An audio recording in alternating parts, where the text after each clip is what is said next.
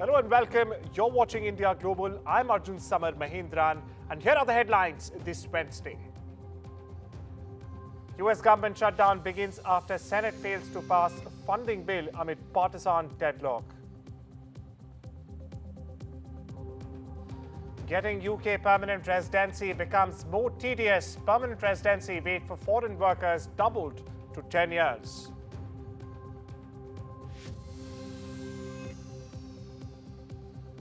Canadian Foreign Minister Anita Anand meets External Affairs Minister Jaishankar in New York, set to visit New Delhi on October 13th and 14th.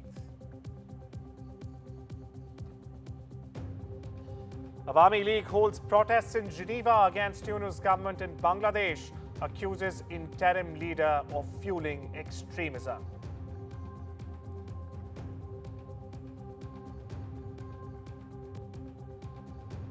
And BCCI calls Mohsin Naqvi's bluff. Viewers, first trophy chori, now conditions.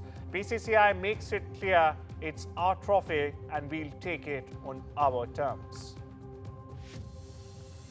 Well, the US has officially entered another federal shutdown just a few hours ago, viewers. While it may sound like political drama in Washington, but for millions of Americans together, it hits much closer to home. It's much more than headlines for millions of Americans. Now, here's what really changes when America's federal government shuts down. Now, even with the shutdown, viewers, airports stay open, but at a cost. The TSA agents and air traffic controllers are considered essential, so they keep working but without pay. That can lead to staffing shortages and delays, especially if workers start calling in sick. Now, next up, those planning international travel should expect delays. That's correct. Passport offices remain open, but reduced staffing can very well slow down processing times. Now, with fewer hands on deck, routine renewals could also take weeks longer. Some parks, meanwhile, shut their gates while others stay open but will be unstaffed. Now, this means that no rangers, no services, and growing concerns over safety, trash, and even vandalism at these iconic national sites. You name it. Federal employees, including active duty military, will not get paid until the shutdown ends or is lifted. Now, their work continues, but their paychecks have stopped. It's financial stress for the families serving the country. Essential food programs, meanwhile, like the SNAP or SNAP and the WIC, could very well be in trouble if the shutdown drags on, like it did in 2018, by the way, when the US was in shutdown for 34 long days. Now, while benefits might continue short-term, funding could dry up very fast, especially for the WIC, which also supports mothers and children. Now, one thing that will not change are America's meals. That's correct. The Postal Service runs independently and will not be affected by this shutdown. Meanwhile, deliveries, stamps and post offices will all stay open. Speaking of weather alerts, well, they will stay. However, all upgrades will be paused during the entire duration of the federal shutdown. FEMA workers will be there, but their funds might run dry. But if the shutdown drags out, it is possible that the Federal Emergency Management Administration of FEMA could very well run out of money for its disaster relief fund. So, viewers, while the Congress fights over funding, real people, real Americans, and millions of them together are actually feeling this shutdown fallout. Changing America into a shutdown, rejecting bipartisan talks, pushing a partisan bill, and risking America's health care, worst of all. Well, the Democrats want to shut it down, so when you shut it down, you have to do layoffs. So we'd be laying off a lot of people that are going to be very affected, and the Democrats, they're going to be Democrats. Trump doesn't care about how this shutdown is going to hurt real, average Americans across the country. He doesn't care about the Republican healthcare crisis. He clearly thinks this is all a game. As you know, this country, no country can afford to pay for illegal immigration health care for everybody that comes into the country. That's what they're insisting. And obviously, I have an obligation to not accept that. That would affect everybody. Right, Professor Swaran Singh joins us for more on this. He's the Professor of International Relations at JNU. Thank you so much for taking out the time and joining us on this very important bulletin, sir. Professor, now I'd like to start by asking you the bottom line here. Who really feels the shutdown first and who feels it the hardest? Obviously, there is a whole spectrum of people who will get impacted. Immediately, of course, there could be a large number of federal employees, but also by extension, all those who depend on federal loans or federal contracts, particularly small businesses which depend on regular cash flows.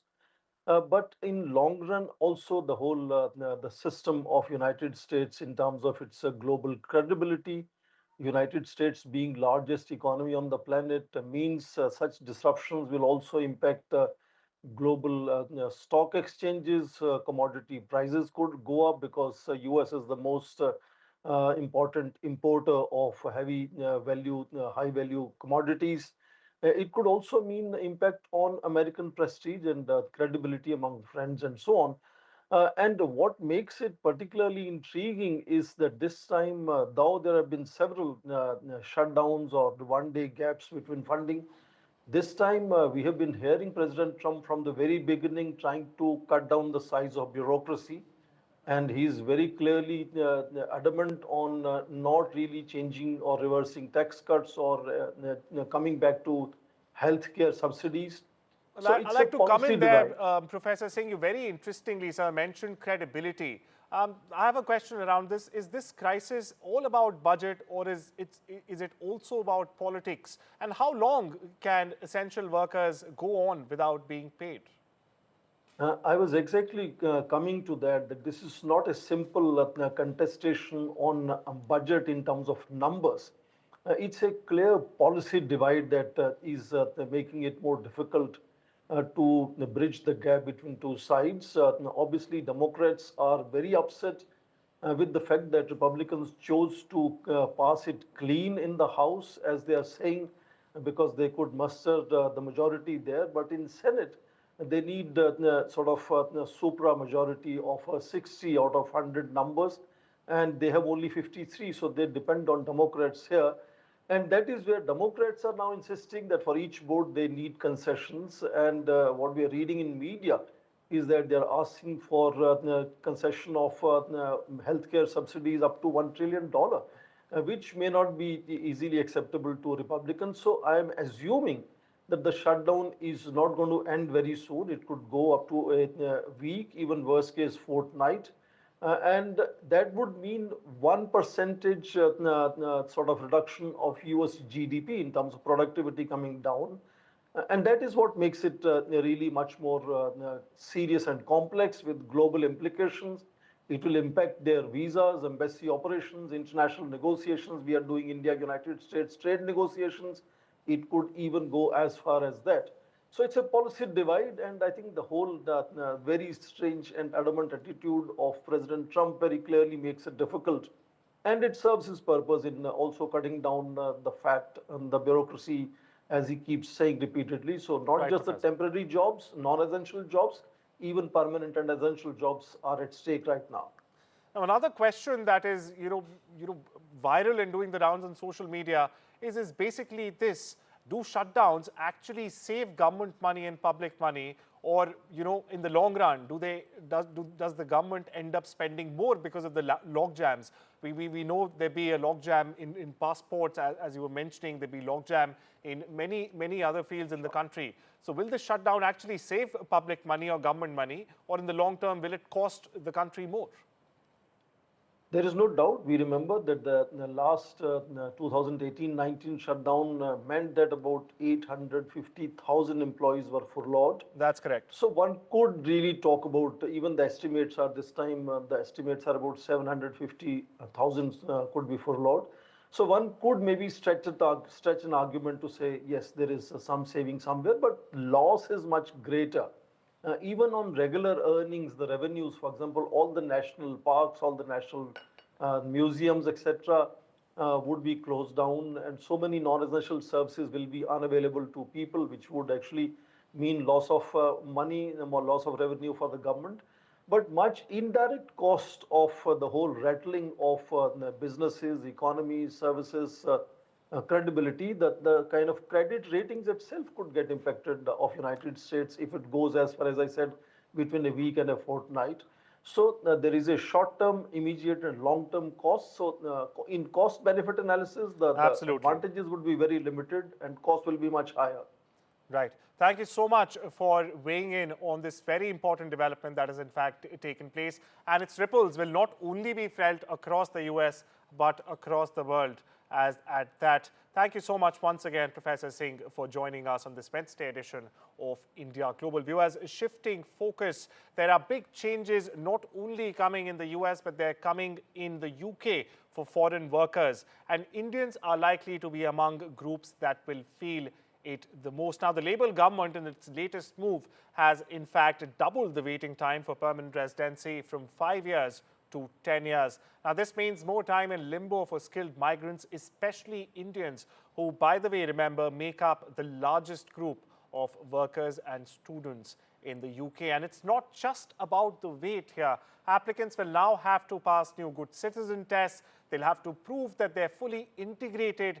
And how are they expected to do this? Well, by showing strong English skills, steady financial contributions, and even community service. Can you believe it?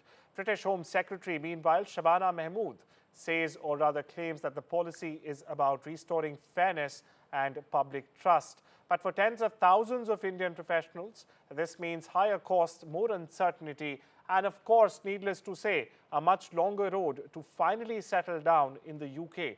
So will these tougher rules really fix the UK system, or will they just make life even harder for those who are already playing by the rules? Now, to discuss this and to delve in on many other facets, we've got Prashant Ajmera, immigration lawyer, joining us. Thank you so much for joining us on this Wednesday edition of India Global, Mr. Ajmera. My first question to you is simply, is doubling the wait time truly about integration, or is it just political signaling?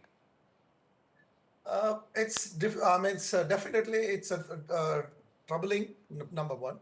And number two, the making it the 10 years, does it make the system better? I don't think so.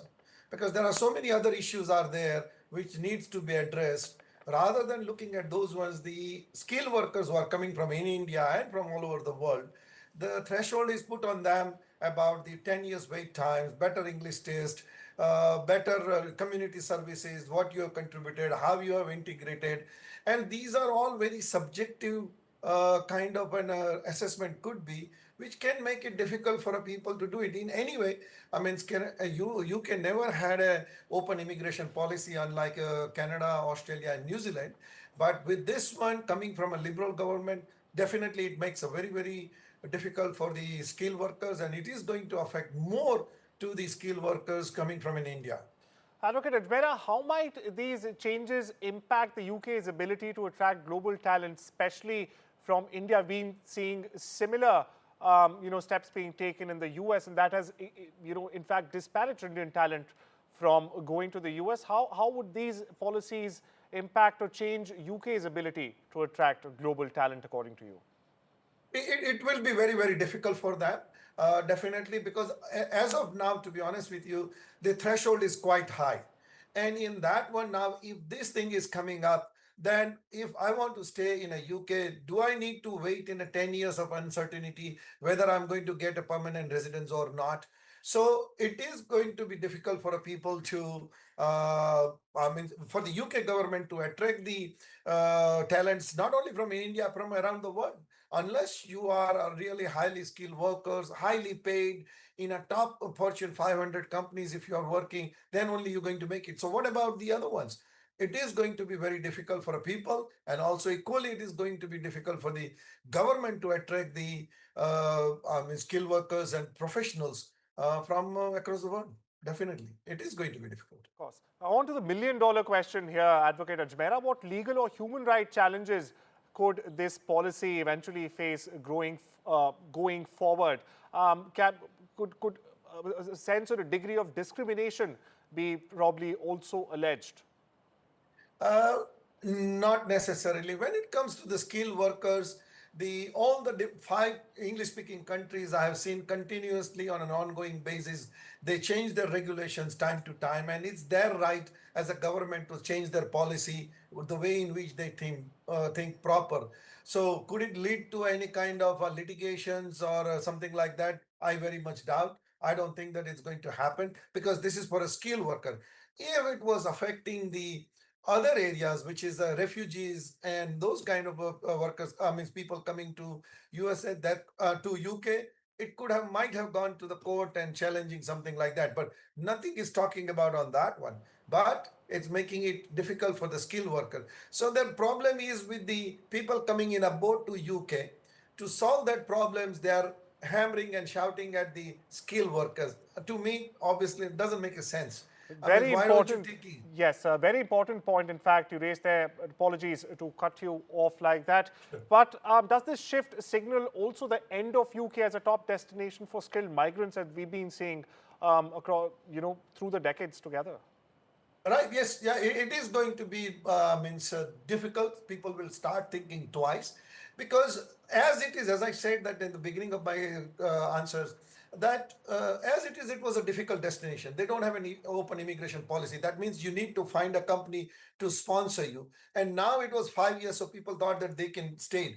But now waiting for a 10 years, you cannot change your jobs. If you lose a job, then what is going to happen? You have to look for another job. So it is 10 years of an uncertainty. Nobody wants to stay in that one. So yes, it is going to be difficult for the government, and particularly it is coming from a liberal government is really shocking because I have lived in UK for 6 years, and generally when we see that the rules become stricter, we see it's coming from a Tory government or a conservative government, whereas this one is coming from a liberal government. Generally, they've been regarded as a pro-immigrants or means in favor of the immigrants, but it's coming from this government is really shocking. Well, thank you so much, Advocate Ajmera, for delving in and helping, in fact, us flesh out the nitty-gritties and the details of this very important stories. We shift our focus now, viewers, to Canada, where Foreign Minister Anita Anand's upcoming visit to New Delhi marks a major attempt to, in fact, reset India-Canada relations. Now, she recently met Indian External Affairs Minister S. Jaishankar in New York, who called the talks positive and also welcomed the appointment of new high commissioners. The visit comes as both governments have agreed to keep diplomatic channels open. Now, this comes despite a few sticking points and ongoing court cases. It also comes at the back of Canada's designation of the dreaded Lawrence Bishnoi gang as a terror entity. Meanwhile, Anand says she's coming to discuss the next steps in her words, but the outcome may very well depend heavily on how these talks unfold in New Delhi. And with that, it's time we slip into a short break. Much more lined up on the other side.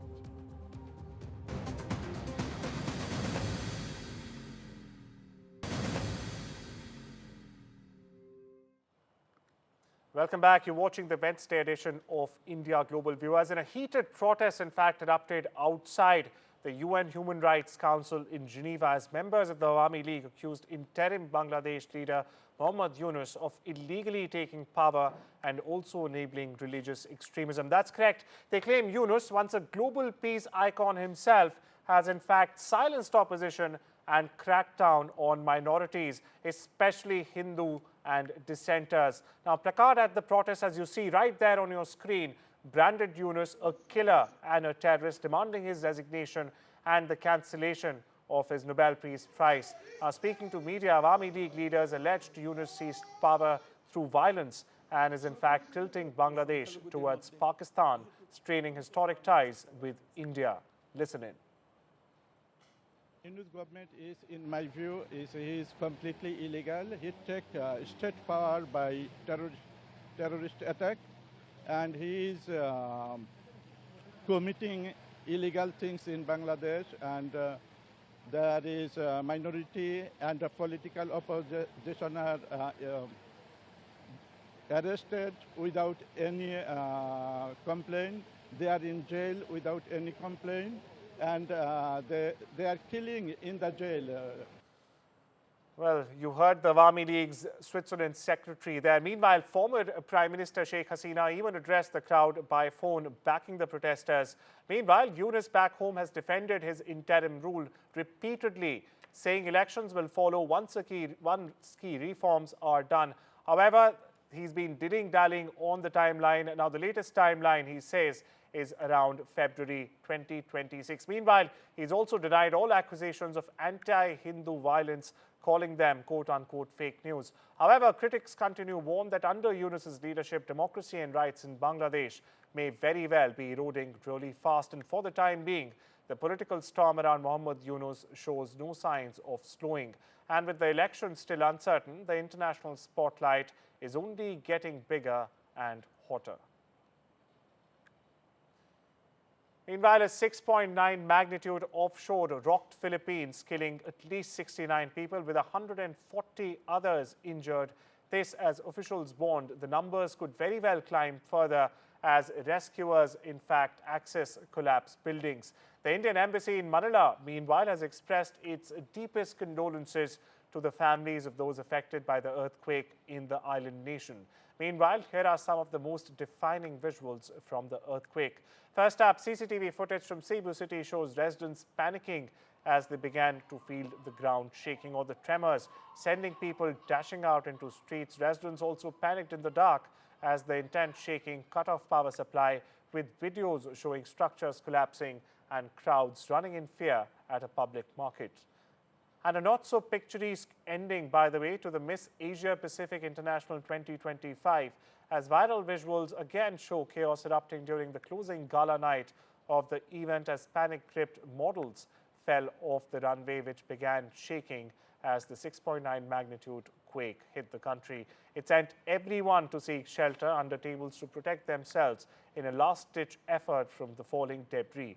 Now, one of the contestants, Miss Belgium, also suffered an injury after falling off the runway.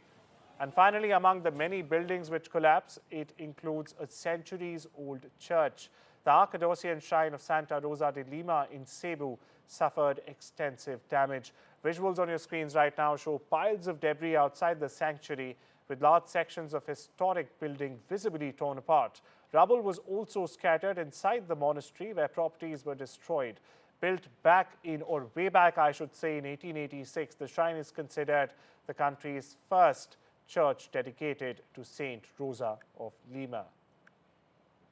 Meanwhile, India has raised strong objections at the Asian Cricket Council meeting on Tuesday and grilled the ACC chief and Pakistan Cricket Board chairman Mohsin Naqvi for his part in the Asia Cup trophy fiasco during the post-match presentation after the Asia Cup final, which India won on Sunday. Team India refused to accept the trophy from Naqvi, and he in return, well, what did he do? He responded by taking it to his custody. That's right. PCC Vice President Rajiv Shukla, meanwhile, who also attended this ACC meeting, asked tough questions of Naqvi and also grilled him for not handling the trophy to the victorious Indian team. Not only this, Shukla also reminded Naqvi that the trophy is the property of the Asian Cricket Council and not Naqvi himself, who just, by the way, viewers, took it along with him to his hotel room. Difficult to believe, but he actually did that. Naqvi took the trophy to his hotel room. The BCCI Vice President Rajiv Shukla also said that the trophy needs to be handed to Team India in a proper manner and that the ACC should look into the matter immediately. Well, with that, it's a wrap on this Wednesday edition of India Global. Take care and have a wonderful day.